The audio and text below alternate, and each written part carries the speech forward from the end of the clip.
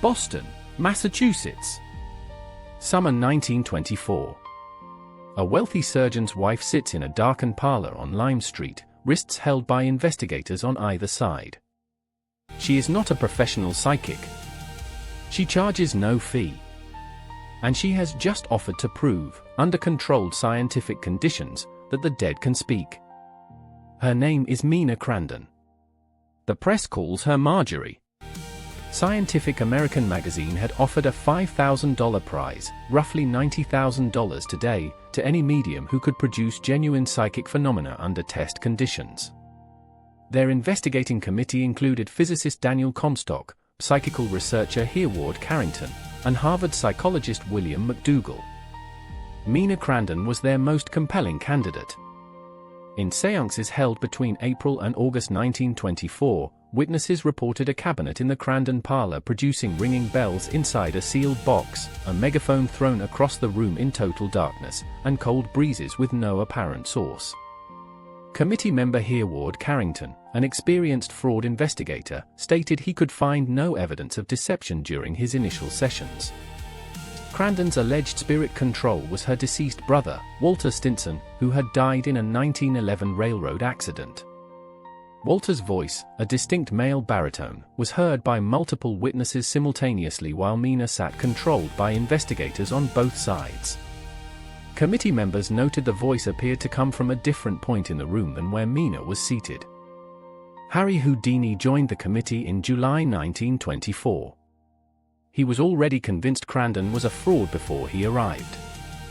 In his account, he had been briefed by a Boston reporter who claimed to know her method. Houdini designed a specialized wooden box, essentially a stock, to immobilize Crandon's legs and torso during sittings, allowing only her head and hands to move.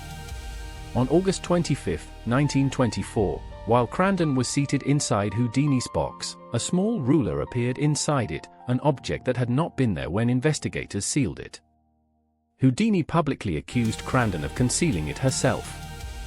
Crandon and her husband, prominent surgeon Dr. Roi Crandon, accused Houdini of planting the ruler to discredit her. Neither side produced proof of their accusation. The Scientific American Committee never reached consensus.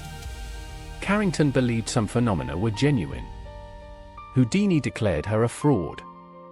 McDougall remained formally undecided. The prize was never awarded to Crandon. The committee dissolved without a unified conclusion in 1925. Dr. Crandon continued hosting séances privately, and Mina Crandon continued producing phenomena for investigators well into the 1930s. Later investigations produced more troubling findings. In 1932, Harvard researcher Hudson Hoagland documented that the Walter voice closely matched Mina's own vocal patterns when analyzed. Separately, a thumbprint allegedly left in wax by the spirit Walter was identified by fingerprint expert E. E. Dudley as matching the thumbprint of Mina's dentist, Dr. Frederick Caldwell, who was alive. The mundane explanation is straightforward: a skilled, intelligent woman with a cooperative husband, a trusting inner circle, and years of practice deceiving investigators in familiar surroundings. The thumbprint evidence is hard to dismiss.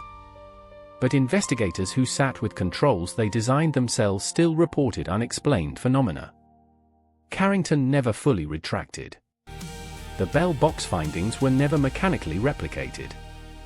Mina Crandon died in 1941. She never confessed and never claimed victory. The Margery case remains one of the most contested mediumship investigations in scientific history, not because the evidence is thin, but because credible people on both sides saw what they saw and could not agree. So what do you think? Is there a rational explanation, or is something else going on? Drop a comment below, and if you've had an encounter of your own, we want to hear about it. Subscribe to WT Historical for more documented cases from the edge of history.